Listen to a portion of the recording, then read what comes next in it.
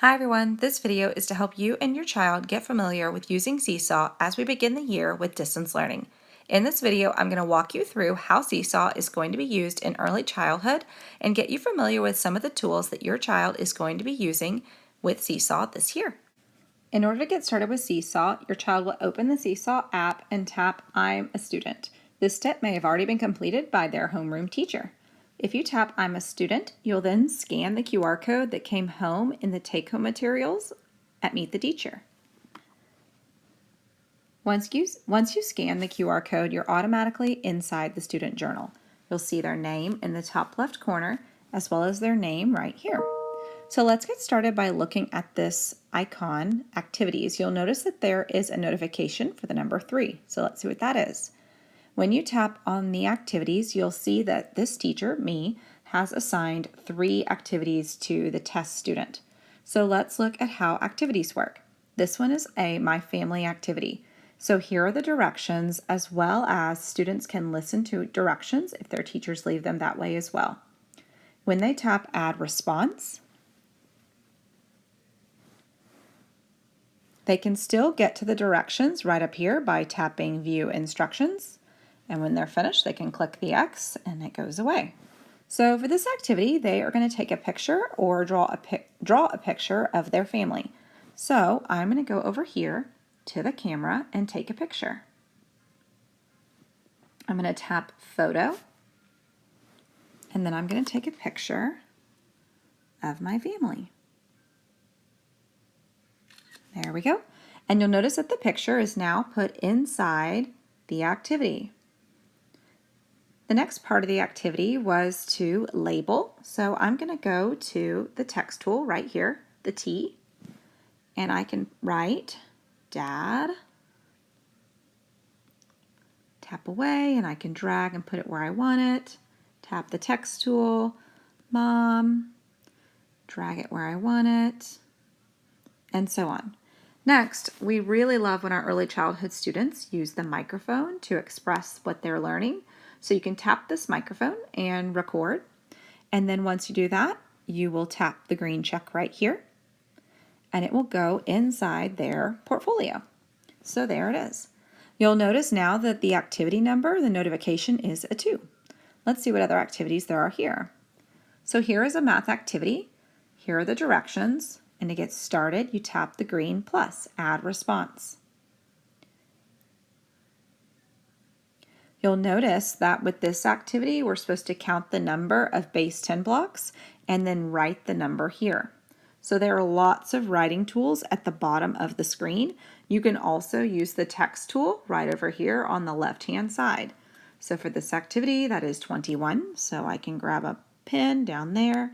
If I tap on it, I can change the size. 20, that's probably too big, 21.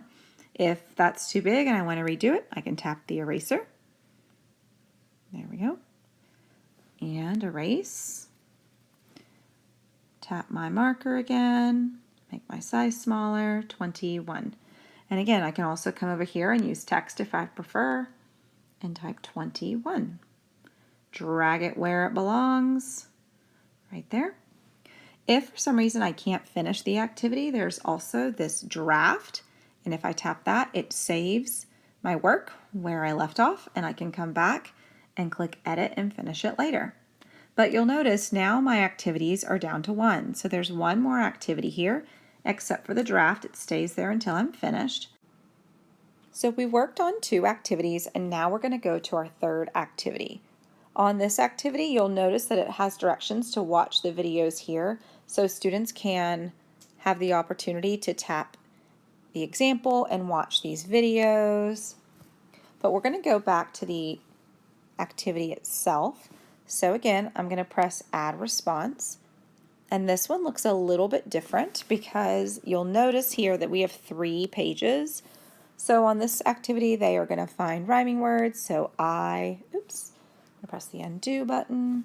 I'm going to grab my little hand down here so I can move these items, I and pie, bat and cat, and so on. And then when I finish this page, I can record. I can also go ahead and go to the second page And here it says draw something that rhymes with dog. So students will utilize the draw tool here. Remember, they can also use pencil, paper, crayon, and draw something and then take a picture of it. And then on the third page, they could do the same. Once they're finished with all 3 pages, 1, 2, 3, they'll press the green check. And you'll notice that our activities are now down to 1. There's still 1 activity because remember we had this draft. So now you notice that there's probably a notification jumping out at you here under inbox. So when you tap on that, you'll see the little one right here, and there's a notification. So it says here, Mrs. Barrett added a voice comment on your post. So every now and then you'll want to check for the inbox and see if there are any notifications because teachers try really hard to provide feedback to students.